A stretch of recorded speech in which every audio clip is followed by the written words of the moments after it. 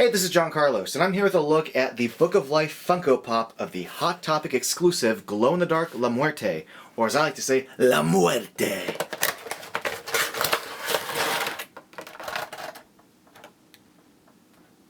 Just taking a look at this pop out of the box, it's pretty striking like how big of a pop this is. There's just so much to it. Compared to some other pops where it's just like a little body standing there or a body, in a basic pose, there's just so much hair and like the hat and just like the mass of this thing alone is pretty impressive. Now, let's take a closer look at the face because I think the details within this are pretty awesome. You've got all these little, yellow and red lines and pieces of artwork that are all really well done.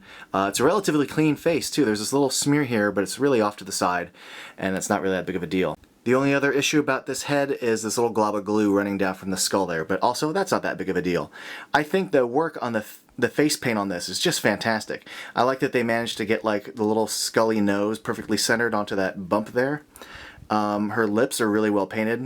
You could have some where the line kind of goes above or below the lips, but most of the ones I saw, the mouth was really good. But her eyes are really well painted. The circles look good, the blue area within them. There's this little white kind of spotting there, but that's not too bad, and I saw that on quite a few. But the hat on this is just fantastic looking. You'll see on the artwork, if you know the character, that she's also got black and yellow skulls on here. But adapting the character to a pop, they're not going to have as many of those intricate little skulls as the design would dictate. So I like what they did here with like a more cartoonishly simple hat with white skulls. But the hat reads really good, and I think the work they did on top of the hat is just fantastic. The flowers here and the skull and the like the kind of green leaves coming out of the top and all the candles all look really cool. I think this is just a great looking pop. You're really getting your bang for your buck with this. Just be on the lookout for some that I saw.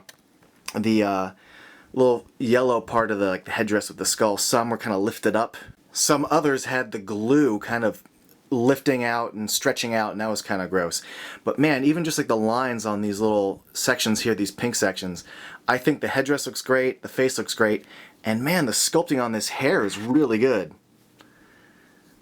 All this work that's being done for like the little curly cues coming down the side and just how it comes all the way down to like the almost the base of the figure.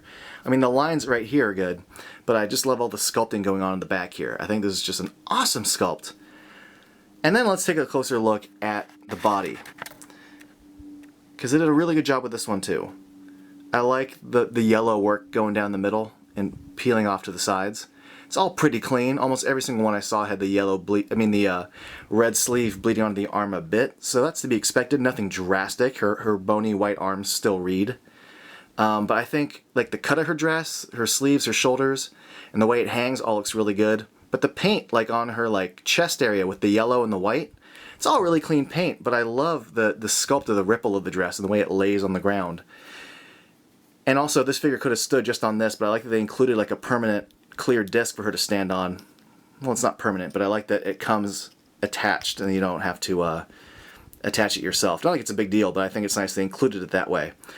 I can't rave enough about this. I think it looks really, really, really damn cool. I mean, especially compared to some other pops, which no offense to them, they're very simple looking, but this really delivers for what you're paying as far as sheer mass and sheer detail.